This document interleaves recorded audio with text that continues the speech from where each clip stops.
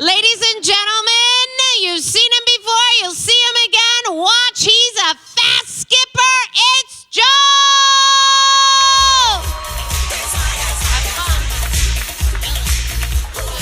All right, good to be here at the Ridgefield Playboy house, but I thought they called it a mansion, But my name's Joel, and I've been working at nonprofit community centers for over 25 years.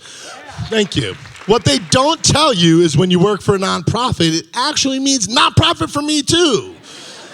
See, now I'm a nonprofit comedian, and I get paid in laughs, and my bill collectors are pissed, okay?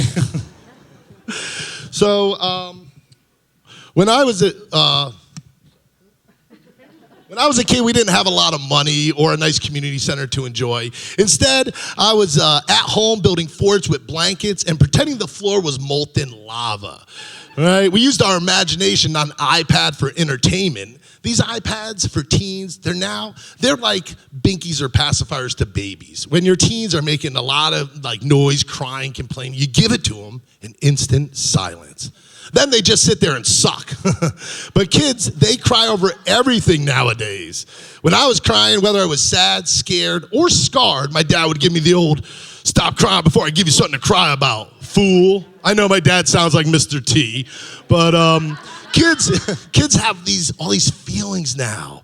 When I was a kid, my mom told me how I felt. My mom would say, "Joel, go to bed, I'm tired." And I'd be like, "Mom, but I'm not tired. When I'm tired, you're tired." I finally understand what she meant by that now, right? But what I still don't understand is when my mom got really mad at me, she would yell at me. She'd be like, "Joel, you son of a bitch." Son of a bitch? Unless I'm adopted, Mom, you really shouldn't talk about yourself that way. And I didn't dare correct her because she's a teacher. If I corrected her, I would be in even more trouble. She'd be like, "You're grounded, Joel. Who's the bitch now, So trick-or-treating is way different nowadays. When I was a trick-or-treater, I would go out by myself, well after dark, with a homemade costume that looked horrible. Sorry, Mom, but they were pretty bad, the ones you made. Now, the family loads up the wagon with a cooler full of alcohol, and they pull it around the neighborhood, getting totally hammered. Now your dad's not just Buzz Lightyear, he's buzzed off light beer. To intoxication and beyond. And your mom is some drunk Malibu Barbie, walking the streets.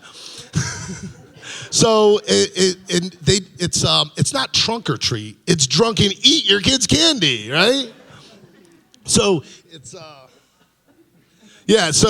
if they also give out Jello shots at these houses to the adults. Not good if your parents are alcoholics. Then they're pulling dad home in the wagon, your mom's yelling, "Kids, pick up your father. He just fell off the wagon again." Literally. But kids have all the power over their parents. If you don't give your kids what they want, they'll threaten you. That's right. They'll threaten, "I'll call DCF on you." Call DCF on me, please. If you think, I'd handle it totally different. I would tell them, "Go ahead. If you think they're going to do anything to me, think again. They're going to come take you away to a strange house, put you with a strange family. I'll be here enjoying all your stuff," right? But apparently you have to really abuse these kids to get them picked up. Trust me, I've looked into this. But I'm not saying go home and wake up your kid. "Hey, Bobby, wake up. The comic says I could spank you now, you little son of a bitch." I'm not saying that at all. All I'm saying is your kids need a parent and not a friend to guide them when they're young, right? Right? And if you do spank your kid for your own enjoyment, then I'll be the one reporting your ass to DCF, not your kids. And I've reported a lot of bad parents to DCF in my day. And I said I was sorry, Mom. I really apologize about that, So at the community center, we had a craft project where we told the kids, pretend you're the president or draw the president, not Trump specifically, but we did have orange markers just in case. We told them to list 3 things that they would change if they were the president. One kid speaks up right away. He says, "No blacks." "No blacks, they don't work." My staff are shocked. "Go get Joel." I come in. He says the same thing. "No blacks, they don't work." I'm thinking, oh, now I have to talk to these racist parents, and I hate people who hate. right? Don't you guys hate people who hate?